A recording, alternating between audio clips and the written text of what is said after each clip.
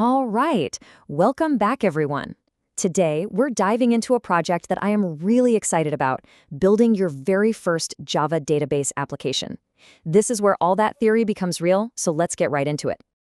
We're going to be following a very simple but super powerful philosophy here. The absolute best way to learn is by doing. You can watch tutorials all day long, but nothing, and I mean nothing, makes these skills stick like building a real hands-on project. So you've probably been there, right? You've got the basics of Java down. You know your variables, loops, and classes. But then you hit that wall, that big question. Okay, what's next? How do you go from knowing the rules of the language to actually creating something that works? Well, that's exactly the gap we are going to bridge today. So how do we actually make that leap? We're going to do it right now, moving straight from the textbook theory into hands-on practice. Look, this isn't just another abstract coding exercise. The goal here is to build your first real working application.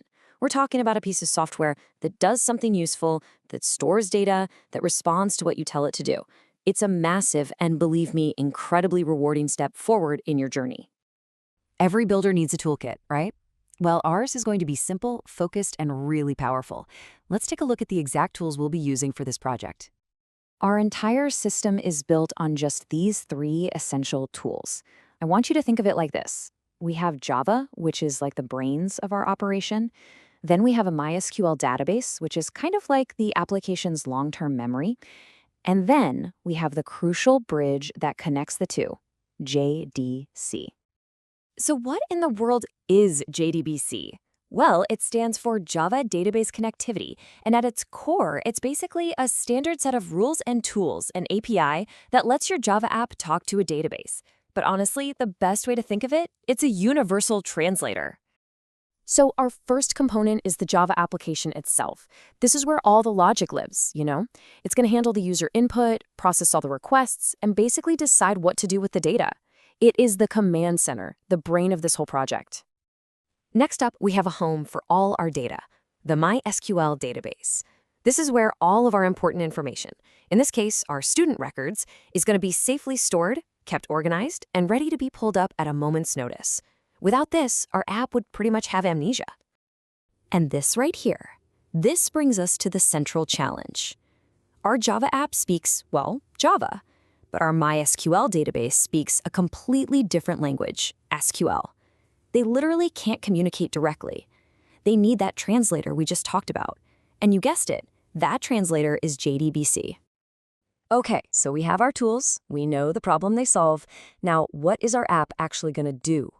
We're keeping it super clear and achievable by focusing on just three core functions. Our student database management system will do three simple but powerful things.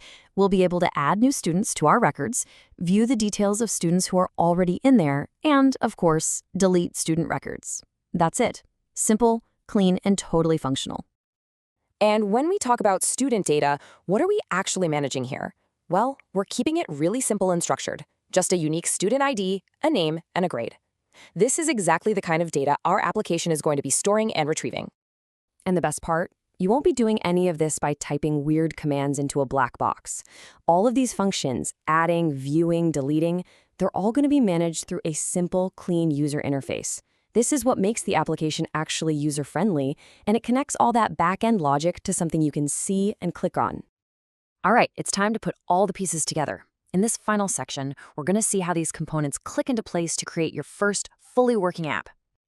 You know, when you take a step back and really look at it, you're not just writing lines of code. By connecting these pieces, the Java application is the brain, the MySQL database is the memory, and JDBC is that absolutely vital bridge, you're building a complete, functioning system from the ground up.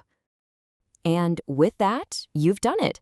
Your first Java plus JDBC mini project is ready to go.